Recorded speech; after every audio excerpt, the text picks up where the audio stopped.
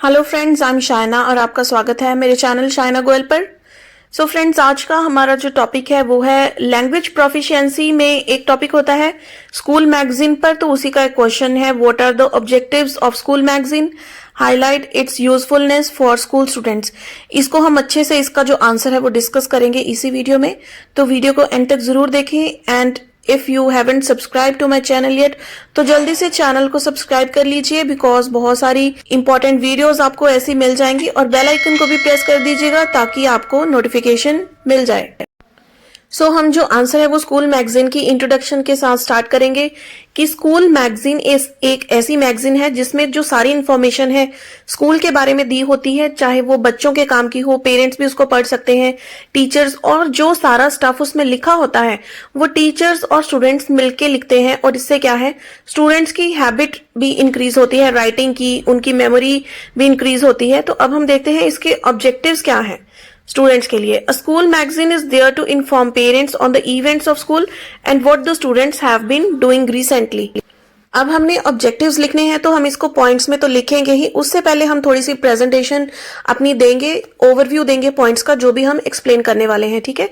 तो फिर आप इन्हीं सभी पॉइंट्स को एक्सप्लेन करेंगे कि स्कूल मैगजीन के बेनिफिट्स क्या है, पेरेंट्स को अवेयरनेस होती है, बच्चों की जो हैबिट्स हैं वो राइटिंग स्किल्स इंप्रूव होते हैं, लिटरेसी स्किल्स इंप्रूव होते हैं, सारी एक्टिविटीज जो स्कूल में होती हैं उनके बारे में पेरेंट्स को पता लगता है। स्कूल का एक तरह से मिरर ऑफ द स्कूल होती है वो मैगजीन, ठीक है। तो बच्चे फ्री टाइम में भी बहुत कुछ लिख सकते हैं, मैगजीन के लिए बहुत इंप्रूवमेंट होती है। तो ये सारे पॉइंट्स आपके माइंड में जो भी आते हैं, पहले तो उनकी एक हेडिंग ऑब्जेक्टिव्स में आनी चाहिए ताकि एग्जामिनी को पता लग जाए कि आप ये चीज डिस्क्राइब करने वाले हो, ठीक है। इससे मार्क्स में बहुत इफेक्ट पड़ता है। Then along with these, the school magazines also develop self-confidence, thoughtfulness, personality and makes the students fearless.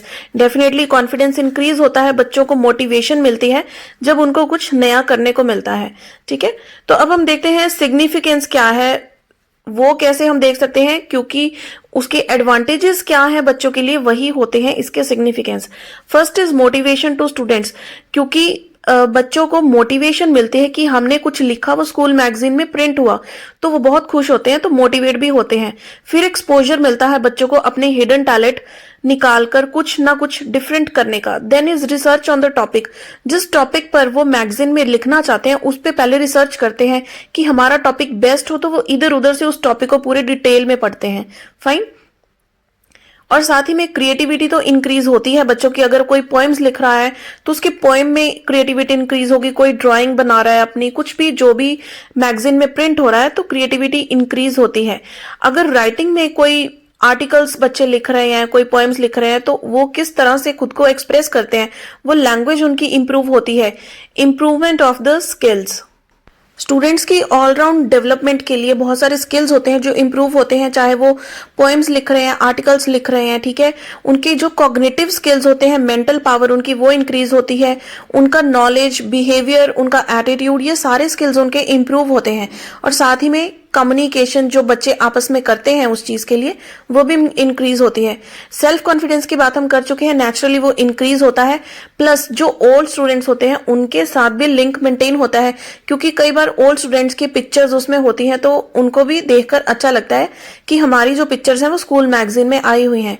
Then is develop ability to plan and organise, तो डेफिनेटली अगर वो कुछ उसमें लिखने वाले हैं तो उसके लिए प्लानिंग और किस तरह से उन्होंने अपना कंटेंट जो है स्कूल मैगजीन में पब्लिश करने के लिए देना है वो सारा बताते हैं।